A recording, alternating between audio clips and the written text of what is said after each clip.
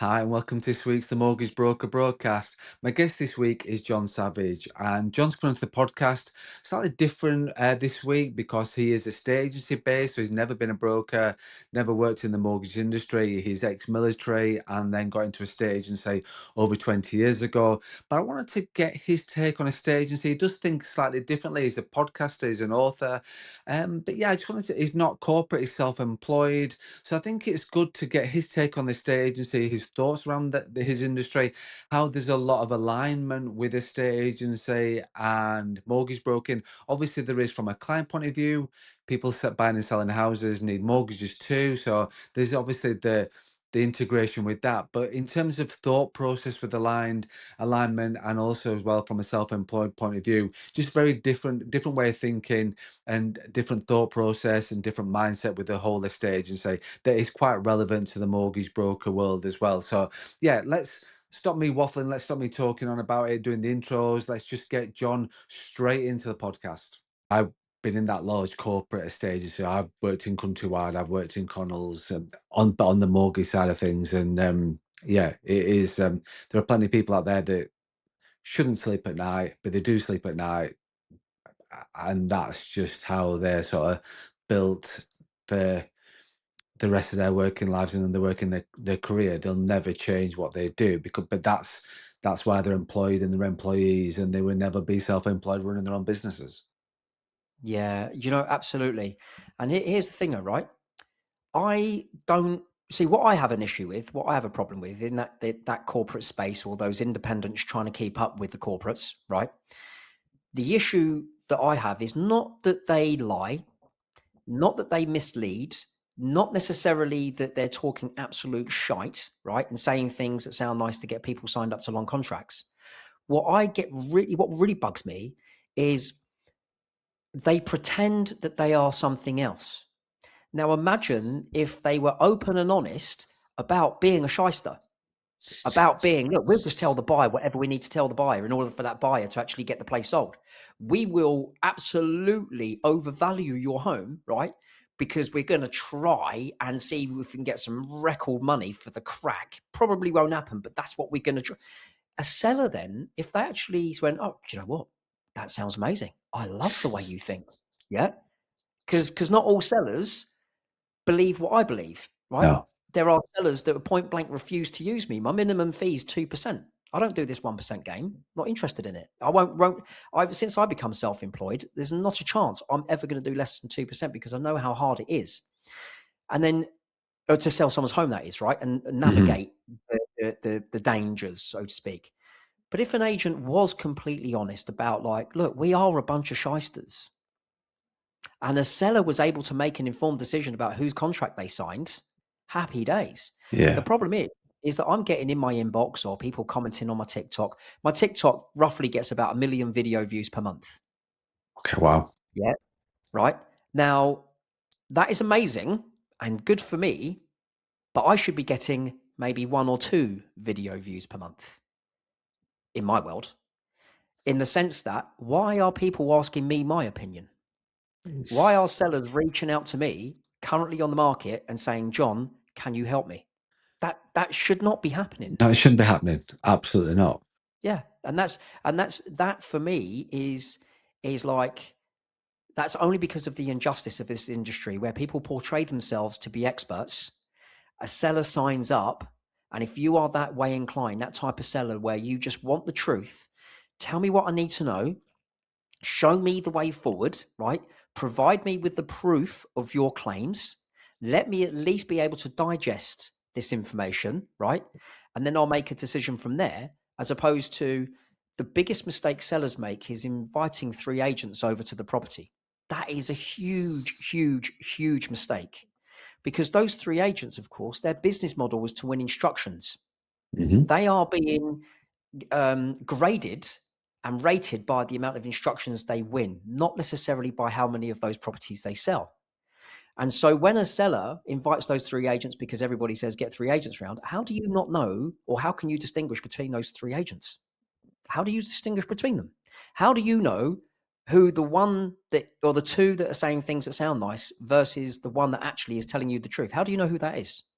They don't. So I always say to sellers, go to the link in my bio, download my ebook. In that ebook, there's 21 questions. Please copy and paste those questions. Email those questions to every single agent in your local area. Ask them to answer these questions. They should be able to do this within an hour, right? Like literally, if they're busy, maybe at the end of the day, but they should all be able to answer these questions. They are not hard to answer. For example, in the last 12 months, how many properties have you brought to market and how many of those have you sold? Things like how is the local, national, and international economies affecting the sale of my home right now and other properties? Um, can you send me a list of other comparable properties that you've sold? Yeah. How much you got for them versus how much they were marketed for? Stuff like that, right? Yeah, Now, basic estate this agency stuff that you should be able to, and vendor stuff that you should be able to, should be asking that any estate agent should know. So they're not out of the ordinary, like you say. exactly, right? And then there's three other questions, which is when those agents do come round, the ones that you now selecting, because ultimately, is what I say to sellers, you are when you go to sell your home, you're creating, so to speak, a mini company of which you are now the CEO, and your spouse is the CFO, right? And you are looking to hire a project manager, not an estate agent, a project manager to come in and project manage the sale of your home. So not just delivering maximum amount of money, right, for your home, but also to the very best buyer, which may not be the most amount of money being offered, right? A buyer that can actually complete. And then Yep. if things don't go necessarily that well, you shouldn't be expecting crickets. You should be expecting that project manager who, right, maybe phase one didn't go to plan. What's phase two? Yeah.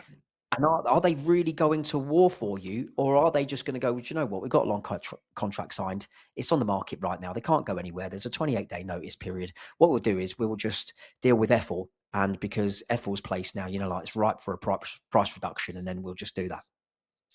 Yeah. Which And they're that's also targeted for. That's also a number that they need to hit. exactly that. Whereas, I've had it where the director come in, I want you to overvalue everything by 10, 15%. This is the new guy to make sure we get instructions. And I'm going, mate, we are not worried about getting instructions. I mean, there was a director that came in once, and up to that moment he came in, I had been on like 63 valuations. And 44 of those properties that came to market, we were instructed on 41, and I sold 41. So I was like, look, it's not a process of actually selling the house or a process of having to lie to win the instruction. I'm winning all of the instructions that are coming to market, bar three, right? So we've got a marketing problem. This industry is screaming out for a Martin Lewis type character to just tell people what the score is, to allow consumers to make an informed decision. I really don't like that John Savage. There's loads of people that don't like me, Craig, right? They don't like what I say. They don't like what I stand for. That's brilliant because they're never going to call me. They're never going to say, John, can you help me sell my house? They're never calling me.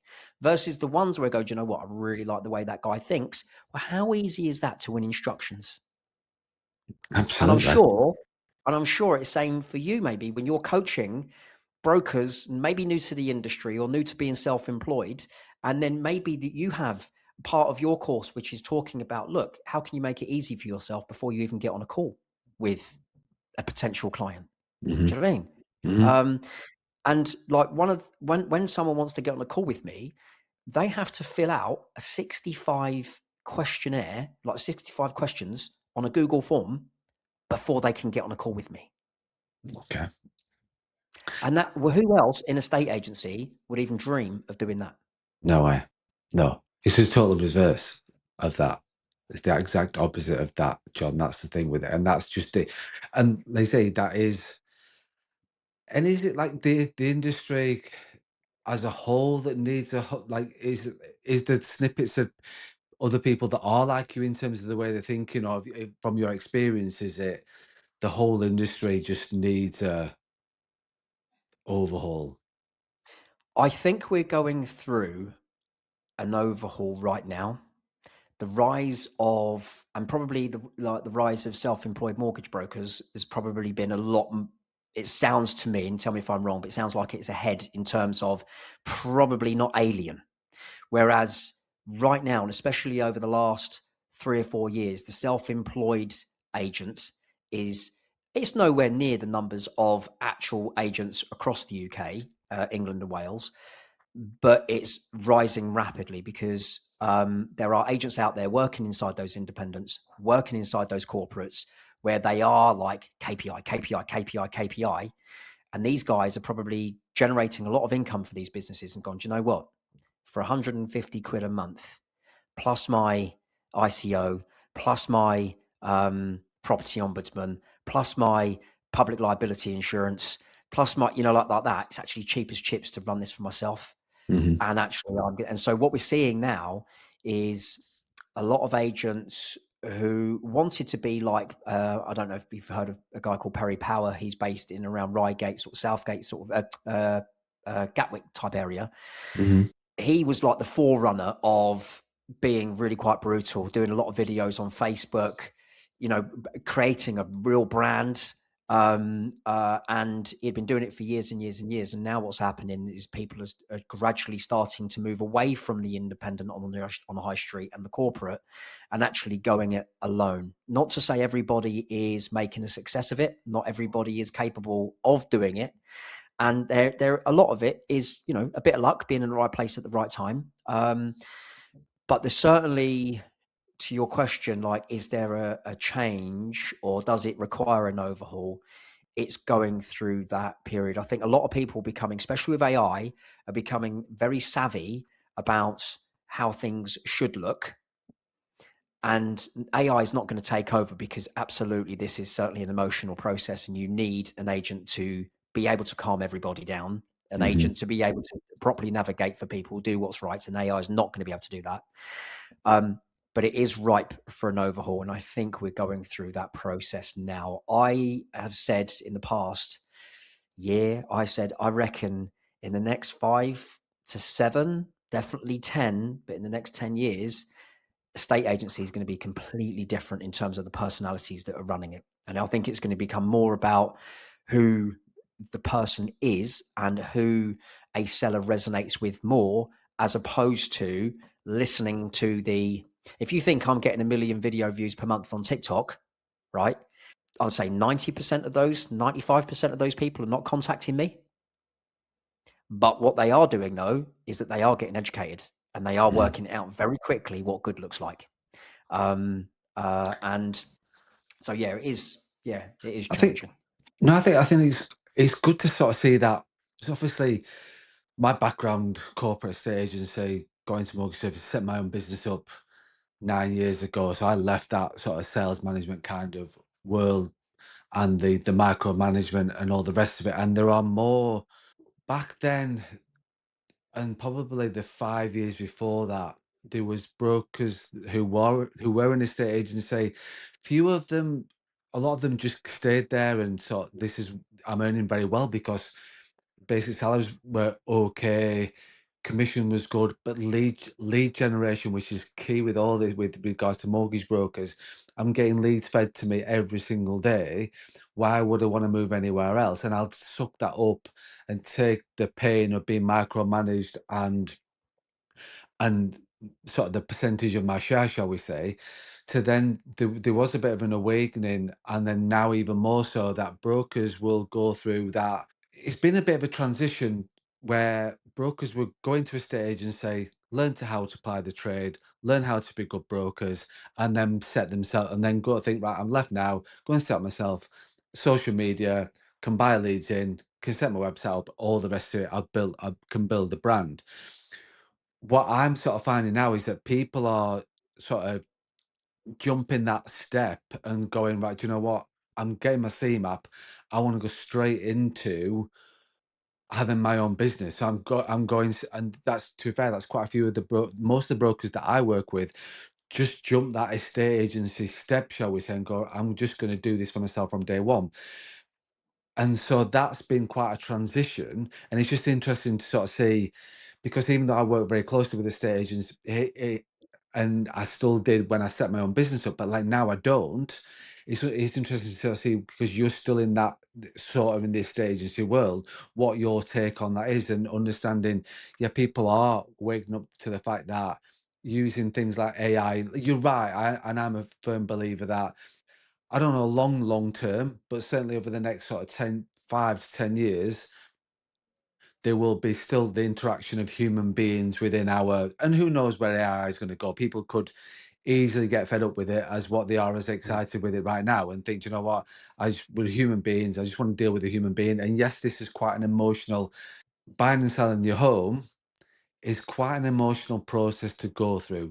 So the reliance on AI for that, people will still want some interaction, but that interaction is what you're talking about from where I'm sort of sitting and thinking about this, is that, do I just want your box standard corporate, target driven, KPI led estate agent that will just tell me all these things that I want to hear and all the rest of it? Or actually, do I want to see somebody on my social media, build trust and a better rapport and a relationship with that individual, and know actually that if they're sat there in my home, which it is today, and I want to sell my home and and they are actually sat on my sofa, I want to feel as though I know that person already, and actually I Mm. do trust them with this, my investment, because there's a lot of money invested in people's homes, and that will never change.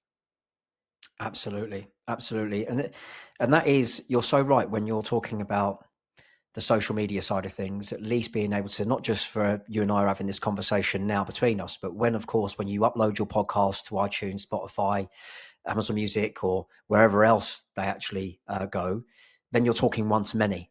And those people are getting to understand who you are, what your thought processes are, what you stand for, and then it just makes it easier um, to get instructed, because people feel like they know you even before they've met you. Like when I go to someone's house. Well, by the way, again, and I think this is so important, when you're talking about that trust and people feeling like they can trust you before they've even met you, how many properties do you think I've been to? And by the way, I only work with 5 clients at a time. I try to get myself disinstructed before I get myself instructed, so I'm trying to lose as well, right? But how many people's properties do you think I've been to before someone said, "I'll sign your contract to work with you," How many have you been to? before that person signs a contract? Well, I think because people have bought into you and know you and feel as though they know you already, then they're ready to sign as soon as you walk through the door.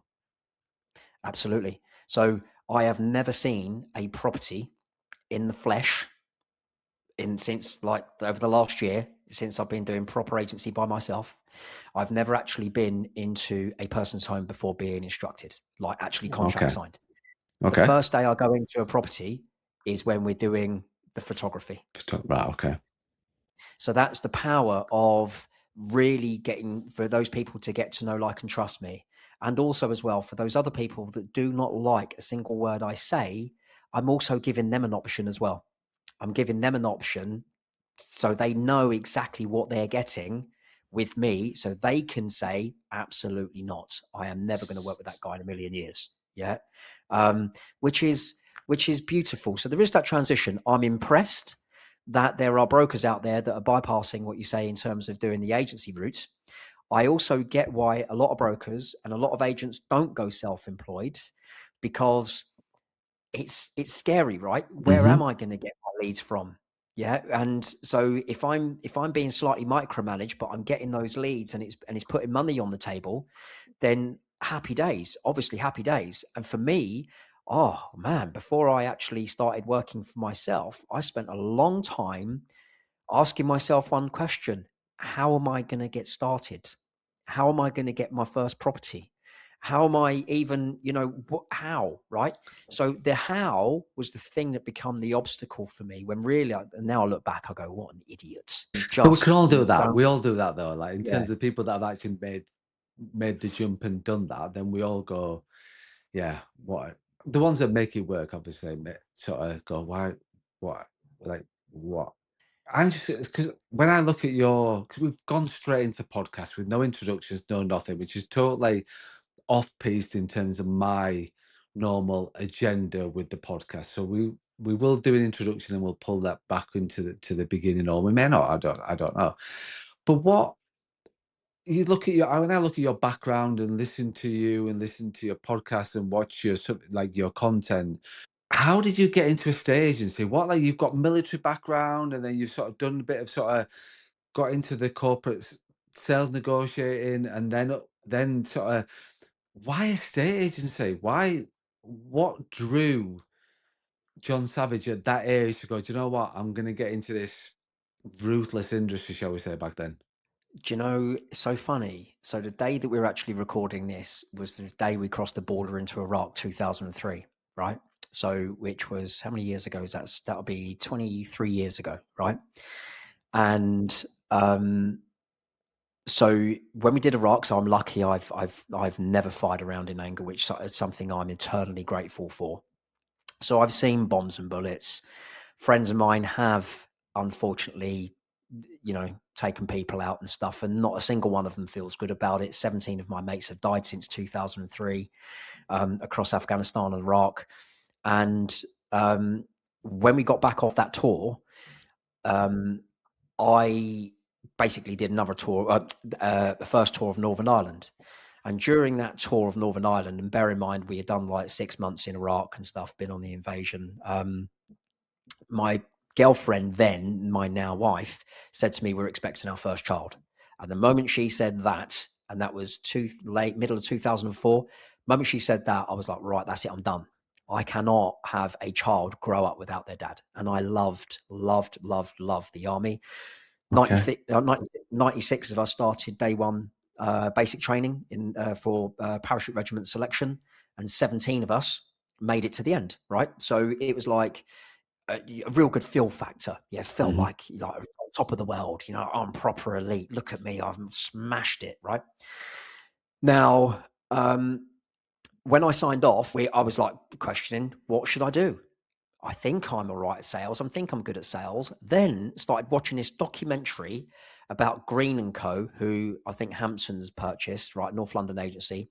And it was like a fly on the wall documentary. And they were following this one particular negotiator around. And he said he had, during basic training, had 180 pounds on his back, right? Now, during basic training, parachute regiment selection, not once did I have, I think the most I carried was about 70 kilograms. So almost 180 pounds, but that was just 70 kilograms filled with rocks just to see who could do a particular test, right? And it was brutal. Could not even stand up. When we crossed the border into Iraq, right, I weigh 145 pounds. I was Okay. carrying 183 pounds on my back. Bombs, bullets, radio equipment, all the rest of it. I could not stand up. So I was like, there is no way on this earth that lunatic who didn't pass basic training could do my job, but I could absolutely 100% do his, right? Um, in as a negotiator. Yeah, yeah. But but when I then got into agency, I was the world's worst negotiator. I got more complaints than offers. Buyers were complaining to my manager that I was showing them the wrong property. And I was like, how could I be showing them the wrong property? They asked to go and see it. How's that right? But they were right. I was wrong, because I was basically doing what negotiators do today, base someone's credibility on, number one, that person's asked to see a property, and two, that buyer or potential buyer has said they have a mortgage in principle.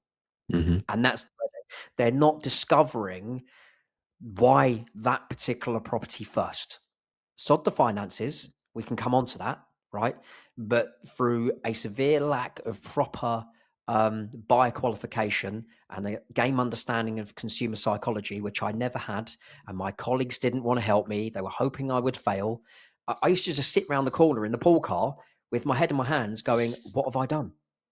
Who are these lunatics that I'm working with? Because, of course, back in the military, if I want something, I get given something. If Yeah. somebody wants something from me, I give it to them.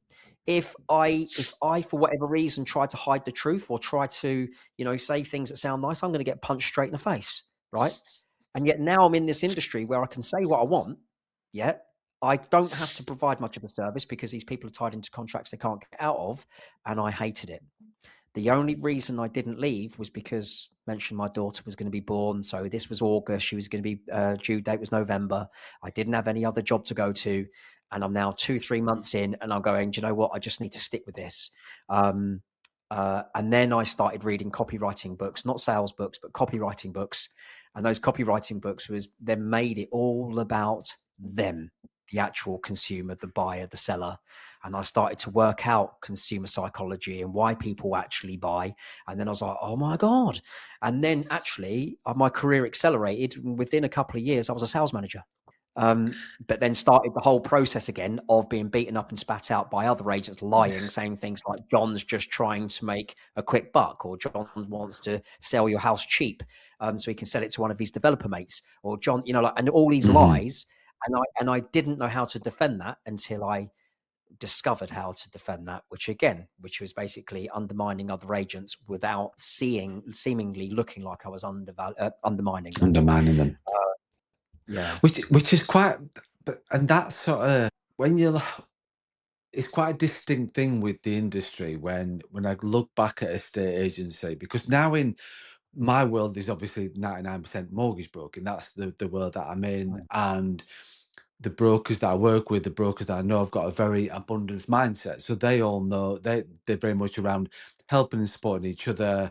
That's the culture. Whether I sort of like this podcast itself is an abundance mentality podcast. Like, I'm not sort of saying that I have all the answers, but it's about helping and sharing and supporting other brokers that just listen to this podcast free of charge. It costs them their sort of 20 minutes, 30 minutes, an hour of their time each week. But the mortgage broking industry was very much around helping and supporting each other from a self-employed point of view. Go back to the employed world of mortgage broking, sat in that estate agent, and you've got Connells, you've got Sequence, you've got Countrywide, you've got LSL, you've got all these other the independent, and you've got six high street agents, all with a mortgage broker. I look back at that now and think, well, all they were doing was the broker would just be slagging off the five other high street mortgage brokers they were in town and giving them reasons why they should be using them, not based on service of what they were providing. It's provided on the back of how shit the other mortgage brokers were, which is exactly what you're talking about from an estate agency point of view. Yeah, absolutely. And to add to that, when I said earlier about like the agent, really, you're not employing an agent, you should be employing a project manager to oversee everything. There's so many different things that are happening. The relationships with people like you and the people that are within your network, uh, really good solicitors, really good conveyancers, or handling actually not a very good solicitor or not a very good conveyancer, people that are just like, they'll do it when they want to do it, and also handling other agents as well. It is so important that the seller is employing a project manager, because as far as I'm concerned, and you may have the same view about mortgage brokers, but in my world, I'm at the center of everything. And so it means that I have to have my fingers in so many different pies and have to understand how to talk to different people, because I can't just talk to all people the same way and very military-fied. I have to, put flowers around words. And so it is hard, and especially, which is why I say the project management side of things, is because I want to know that I'm working with another agent who is trying to sell someone else's house that happens to be in the same chain as me, and myself and that other agent that have never spoken to each other in our lives fully understand the nuances, the emotional stress, the pain, the heartache, and all the other things that come with someone selling their home, then trying to navigate all of everyone's egos, right? Because people dig their heels in about what they're going to do next and what they're not going to do. And can actually we mold and shape them the right way to get the right result for the entire chain? And I look at it sometimes and I think, oh my God, there's me and one other. There may be like a chain of 4 other properties. I know myself and one other agent that's actually getting this entire chain through. We probably should be paid a hell of a lot more than what we're being paid, because we're doing everybody else's work for them. And that's what I mean by the project management. And, finding those agents. I sold a house in Bristol. So all my sales, UK based in terms of not Scotland, because I don't know the Scottish system, but certainly England and Wales. So I'm not local to a specific area, right? But there was one property in Bristol where I said, to the sellers, I will help you, but the way in which I want to help you in this instance, I'm going to email and contact all the local agents, about 18 of them, to see who actually can help. And part of that was sending those 21 questions I mentioned earlier. One agent said to me, when I said, "Did you get my questions?" He responded with, I don't want to deal with your over controlling and over authoritarian methods. I was like, wow, you can't just answer these questions. Mate, I am working for the seller here who's paid me 500 quid to interview local agents. And that I thought you were portraying yourself as the expert in the area, like the best. So if Mm. you're the best, how are you not able to answer these questions? Anyway, that property, cut long story short, had been on the market with another agency for about 14 weeks. They thought they were under offer for 10 of those 14 weeks. And then when they eventually went to the agency to say, what's actually going on? What's this buyer doing? They found out the actual buyer couldn't get their money out of an investment in Africa, right? And they never knew that for 10 weeks. They thought they were under offer for 10 weeks. And the agent just wasn't able to sell. Now, to put some meat on the bones, the one agent, a guy called Michael Hobbs, young guy, mid-20s, phenomenal, phenomenal, right? Michael Hobbs property, what an agent. Within 4 days of taking that property on at the right money, which was 325, got it under offer for 327, so 2 grand above its asking price. Within 36 days of that property, the full contract package being received, which came 7 days after it went under offer, that property had exchanged and then completed 2 weeks later. The same agent had another property on the same road, exactly the same footprint, right? Size, layout, everything, same money, and it was still on the market at the tail end of last year. And we're talking about what Michael did in the summer of last year. And that's what I mean. So, and those agencies, they all basically told me to sod off. They're not answering my questions. And it was just like, that's why I say to sellers, please ask the agents these questions, because you want to know, is that agent you do employ, if it goes wrong, if it goes tits up, are they going to war for you? Are they going to deliver everything they said that they were going to deliver, right? Even if things go wrong. And Michael didn't need to do any extras because he set the sale up correctly from the beginning, where the original agent lied to get the instruction and then half-assed everything. And so agents do not help each other, other than what you said about your industry, other than the other self-employed agents that will help each other, you know. And I've given property away. There's a guy called David Warburton, runs a business, sort of Nottingham, Leicester, that type of way, Derby, and he is incredible. Well, I knew that he just recently sold a property on a particular road, synonymous with the area. And I called him and I said, right, mate, I've got an instruction for you. I actually took no money for that. I just gave it to him because I never knew the area as well as he knew the area. And because I knew that he was there, I was like, why would I get involved? I don't Yeah. need to. I can just go, there you go, hand that over. Because reputation means everything to me. And so one thing I'm not going to do is kill my reputation by introducing another agent to a seller that is actually not going to perform. So yeah, that's so again, David Warburton, like Burton James Agents is his name, if anyone's listened to this, and just incredible. And that's what I mean. That's what I say to sellers in every postcode. There is an incredible agent. That's why you ask these questions. Because if you ask them, then you find them and then you can go, lovely. Then you don't have to call me and pay me 47 quid for half an hour of my time to say, John, can you bloody reposition my property for me? Because I'm stressed out my nut and I cannot get any sort of traction with my current agent. So yeah. What's the reaction? Is that the general reaction in terms of you sending through these sort of, or the sending through the 21 questions and sort of, because I'm thinking of particularly the large corporates I've worked in and thinking if they got those questions to it, I think the ego might be one, and you probably help me in the direction in terms of what your thoughts are. But I know quite a few people that I've certainly worked with in terms of sales management. If they got that through, they'd be sort of, hang on a minute, like why are you questioning what I do, and starting to really sort of react sort of inwardly, for want of a better word, in terms of sort of having their sort of their brand and their reputation questioned, and sort of like, who do you think you are, kind of thing, asking those questions. Is that sort of, you're smiling, so I'm hoping, is that sort of like how, what the sort of, you had that before? Yeah. Yeah, absolutely. That is exactly, because that's not the business model. The business model is not to be accountable.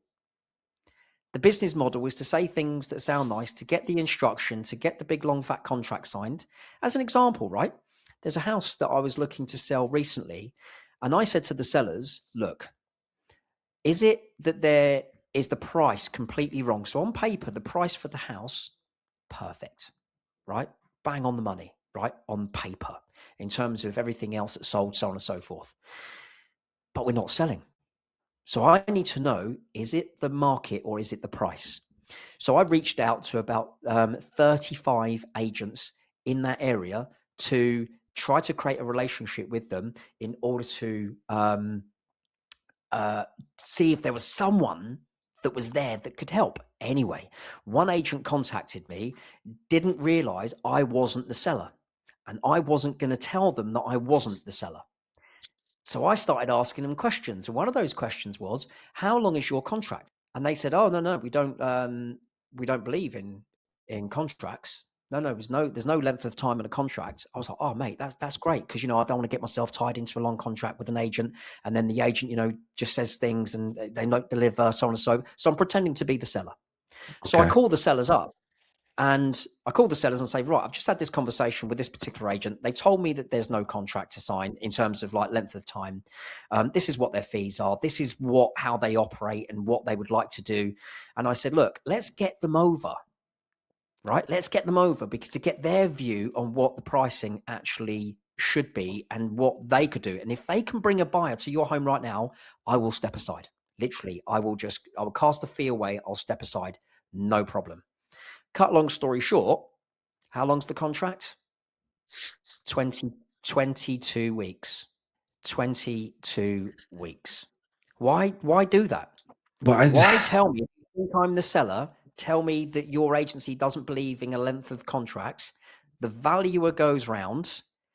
The sellers then say to me, the valuer was an idiot, right? Literally just an idiot, had nothing prepared, wasn't talking, just basically just trying to get the instruction, and 22 weeks. And I was like, wow, come on, guys, you can do better than that, surely.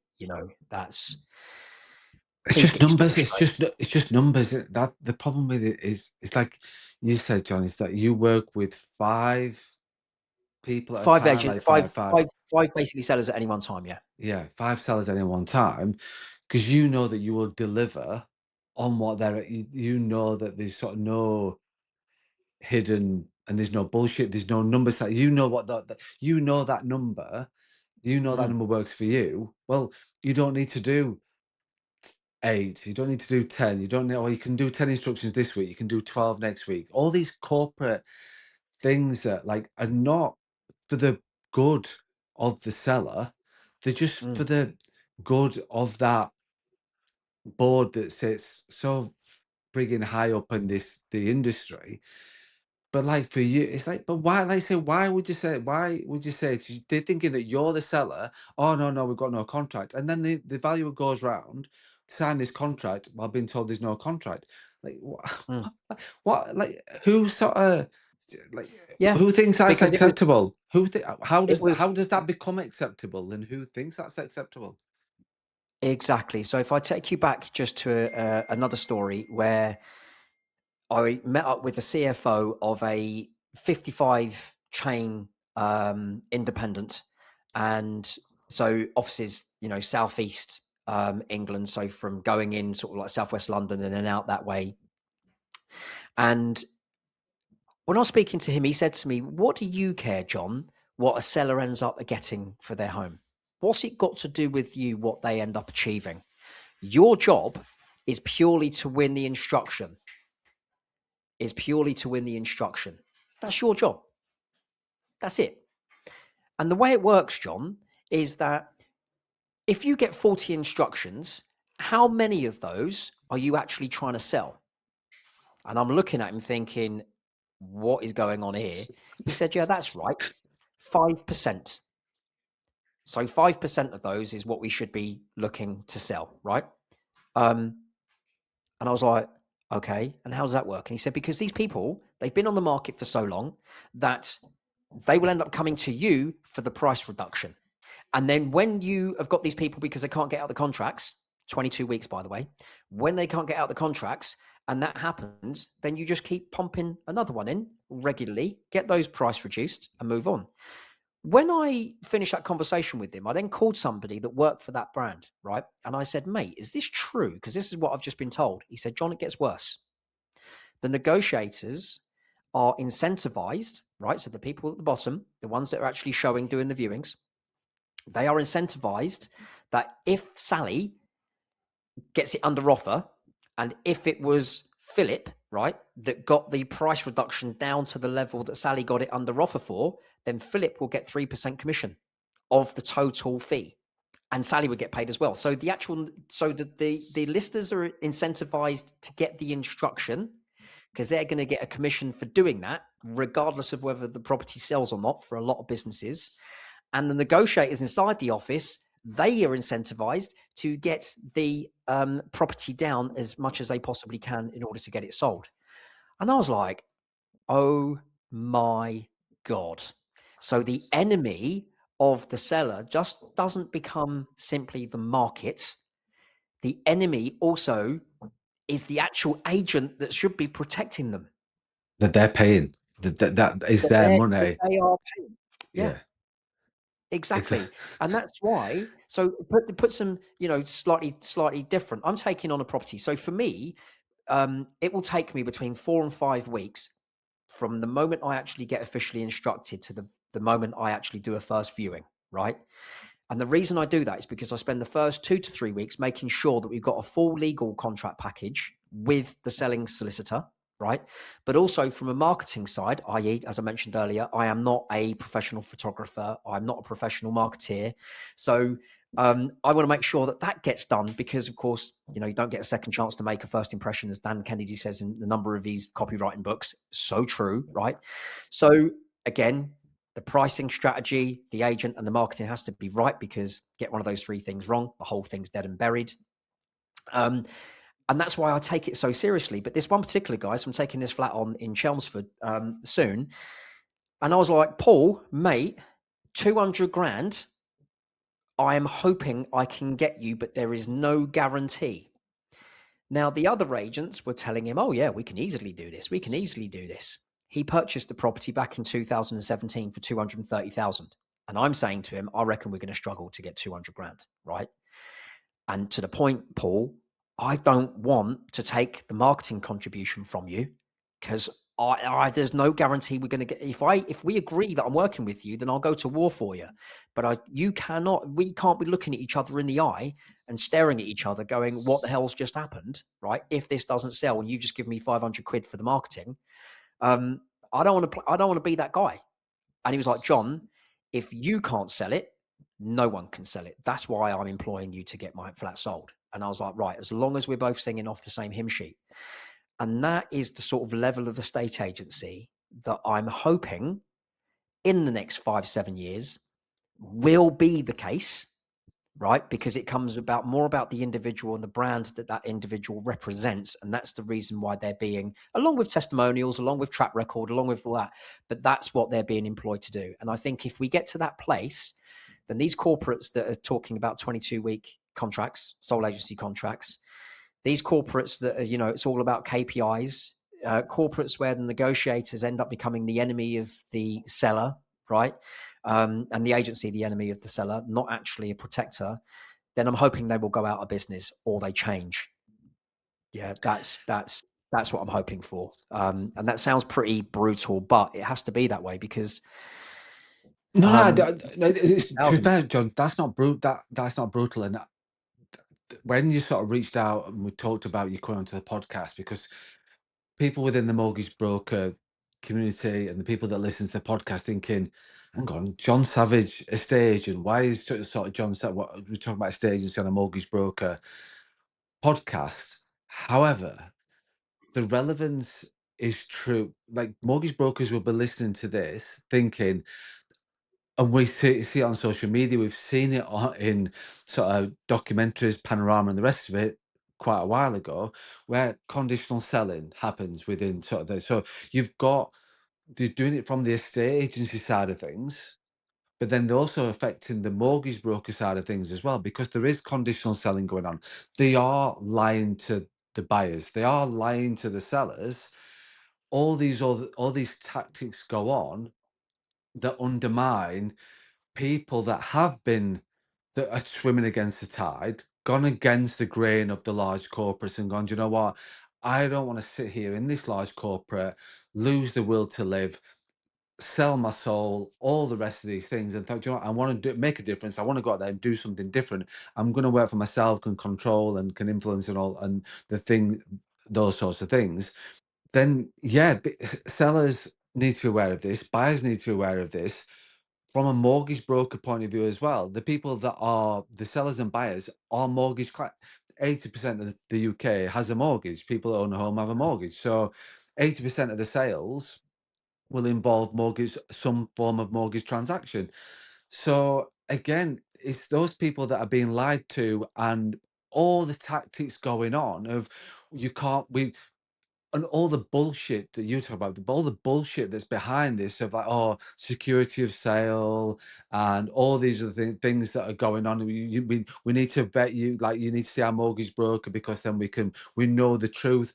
Bullshit. It's just not there to like vet them. It's just basically to sell them something that and undermine, which is what they do, undermine the existing broker that has provided content, provided education, been open and honest from the start, been seen by the seller or the buyer, and thought, you know what, I've seen them on social media. I really feel as though I've bought into them, trust them as my mortgage broker.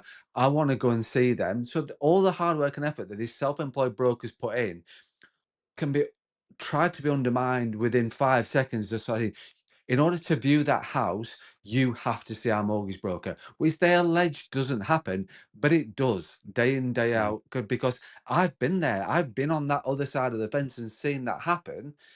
So they can't sort of say it doesn't, but it's all relevant in our industry. You're talking about the estate agent side of things, because we're talking about mortgage side of things on my side of the fence, because all these things happen as transactions within people moving home. Mm. So it is like the relevance that's there. And yes, you're right. That's not like sort of being harsh or brutal. Like it is, people just want the truth. They just want to work with people that they know and trust and have the truth. Mm. Sell on the benefits, sell on what you're going to do, sell on your service. Don't sell on the undermining of other people. That's sort of just criminal. Just why would you even do that? And you're experiencing it, and I experience it on either side of the fence. And it's just, yeah, it's just the whole And the thing other needs to thing it does, change. exactly that. And the other thing it does, Craig, right, is the anxiety when a seller is going to sell and a buyer is going to buy, especially if they find their dream home, is going to go through the roof. And unfortunately, when they say you need to speak to our in-house mortgage broker, right, which got nothing to do with anything other than trying to sell them services, right? Again, where does that put the buyer? That puts the buyer in shaky ground, because if they don't speak to the in-house mortgage broker, there's a chance they're not going to get the property. So of course, the anxiety is going through the roof. And tell me if you can endorse this, right? Because I was taught a little lesson by a mortgage broker, because the mortgage broker was obviously like trying to incentivize us as negotiators um, to get mortgage leads, right? And he said, right, for every mortgage lead that I get, I will give you £10, right? And that quickly backfired because of his own advice. His own advice was, and I say this to agents as well, right? His own advice was, you are not a mortgage broker.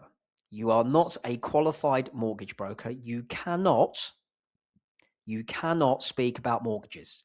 But the flip side of that, what you cannot do, because this is what agents do, they've realized that if you say to somebody, would you like a mortgage? Even if that person needs a mortgage, that person will always say no, right? So the next best thing is, well, if you're going to offer on this house, you need to speak to our in-house mortgage broker. Otherwise, there's a strong chance you ain't going to get it, right? That's what they go to next, which of course now is doubly spiking the anxiety. So what he said was, ask them what rate they are getting. That's it. Ask them what rate they're getting. And so then he elaborated and said, look, everyone will know what you're talking about. Yeah. What rate are you getting? We know that you're talking about mortgages, but you're not talking about mortgages.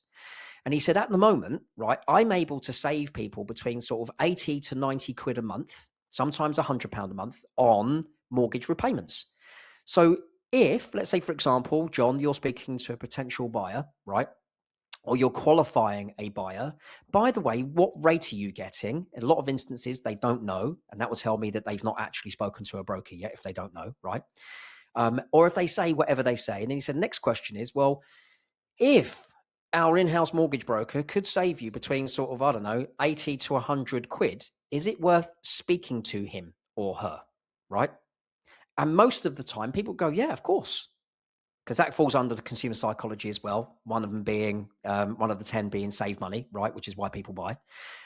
So again, it's like, yeah, absolutely. All right, brilliant. Fine. I've got your details. I'll get Darren to give you a call. That way, then they've now not got the anxiety of shit, shit, shit, shit, shit. If we don't say we'll speak to the broker, we're not going to get this property. To now going, okay, oh, this is calm. This is nice. Oh, what? I just no obligation phone call with the mortgage broker about what products he's got and actually whether we're both suitable for each other. That's different. So, of course, what ended up happening, the reason why it backfired was because, of course, we were getting loads of leads. And he was like, I can't Exactly. afford to pay you all these leads because I'm not winning all of these people that have obviously, so it ended up, it's like costing him too much money. So we were like, fair enough, you have to stop it. But that's what I say to agents. And I learned that lesson, by the way, back in about 2006. And I've said it ever since. And I openly say it to negotiators, don't ever say to a buyer that they have to speak to your in-house mortgage broker because you are setting the tone the wrong way from the Mm. very beginning and you're causing more damage, right? Because ultimately you are representing your client and your client, the seller, has never, ever, ever, ever said to you that a buyer cannot buy their property if they don't speak to your in-house mortgage broker. Those words would have never come out of their No. mouth. So don't make it sound like that's the case. And that way, then, what am I also doing? I'm also putting Darren, who is a mortgage broker, back in the day, a very competent one that has whole of market, right? That is able to actually really look after someone and genuinely save them some money, or genuinely may not save them any money, but actually there's a better product that they can currently use. So that buyer now feels like with zero obligation, even if they don't buy the one that they're looking through me, well, Darren may have 3 or 4 potential buyers that are going to buy somewhere else. Do Hmm. you know what I mean? Hmm. And now it's like it's easy. And because I'm now protecting my reputation as a negotiator, a person that can be trusted. I'm not there trying to make a quick buck. I'm not there trying to earn some money. I'm not there to, convince people of something. It's actually, would you like, I don't know, one potato or two? Well, that's an easy. No, I'll have one potato. Thanks. All right, cool. There you go. One potato. Um, it's just so it can be really, really easy. And I think that I love what you're doing, Craig, because you're obviously coaching brokers to be the best version of themselves. You mentioned the sort of like the people or the community that you've created, which is really looking after each other. So it's more about best practice. It's not about clawing at commissions, right? And it is mutually beneficial for everybody because I don't know all the answers. Yeah, that's why I want to come on a podcast like this one because I want to discover what the answers are. Because if there's £1 million in a sentence that you have, I want to know about it. Yeah.